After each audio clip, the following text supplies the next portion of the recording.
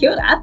I'm here with Grace, and Grace is part of the Modern Slavery and Human Trafficking Youth Ambassador Program. Can you just tell us something about where you are and who you are?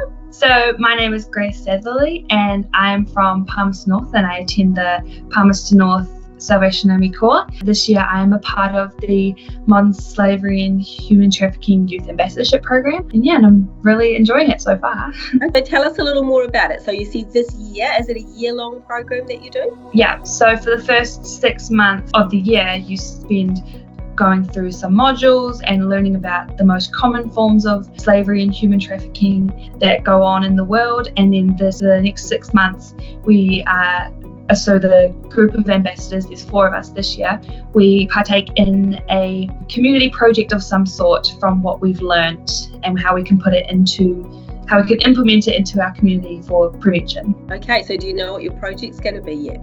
We're not 100% sure quite yet, but we are talking about doing some cool workshops or something at Congress that is coming up, so it should be That's a really good idea, and you'll have everybody there, so lots more people will be able to join it. That sounds cool. So you're part of this amazing program. Why are you part of it? Why was this something that this year you thought? I'm sure you're a very busy person. Why do you want to get involved in this? Well, I heard about the program when I attended Amplify earlier this year in January. So I was part of the social justice stream that was going on, and I just found it really interesting, and I thought the program was a really good opportunity for me to grow my understanding of what the issue is. And so I kind of just put my name forward to the program, and with the intention of learning more and just seeing kind of how seeing my position in the fight for freedom with the issue. So I've really been enjoying it, learning all the modules, and I found it really interesting. And Sammy and Brianna, who have been meeting with us ambassadors fortnightly, have been really amazing, and it's been a really good opportunity. Cool. And you said you've been learning a lot of things. Is there something in particular that has really surprised you or challenged you, or you found really interesting in your studies so far? So like I say, we're learning through a bunch of different modules, and for me, when I went into the program, I just didn't really have a very big understanding of the program, not program, but more the issues. Every module I feel like I've learned something new, especially different definitions and of sort of what slavery and trafficking is.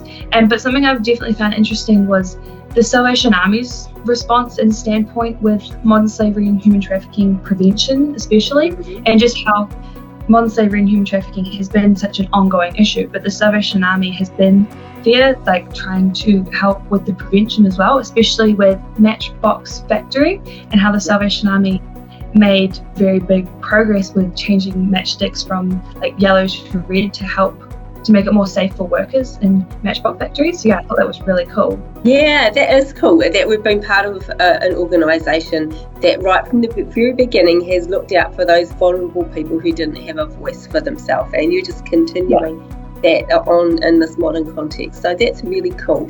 And so I know that you've been learning about some really good resources, and I wondered if you could tell us about a resource that would be something good for anyone to go and have a look at to get themselves more educated and aware about the subject. One resource that we've looked at is the Global Toolbox. This resource, it's got a little booklet on it, and it talks about the Fight for Freedom framework, which I believe Zamira will be talking a little bit more about in one of the later interviews. But the Global Toolbox is just a really good resource to go on and check out the Fight for Freedom framework, but also to get ideas on the general responses that local churches are doing, that national churches are doing, and international churches. So if you ever want to learn more about what the other responses that people are doing are, I think the Global Toolbox is a really good place to start looking. Especially for myself, I was really intrigued by the response of modern slavery and human trafficking. So it's a very good resource to check out. So that sounds like a very interesting resource, and we'd encourage people to go and take a look at that and see what they can learn. So thanks for the chat, Grace. It's lovely to meet you and to hear about what you're involved in. And you are just one of 4 who are doing this program. So I'm going to be meeting, as you indicated, with some of the others a little bit later. We'll be hearing from them too. So that's something to look forward to. So have a great day, everybody, whatever you're up to. Ka kite.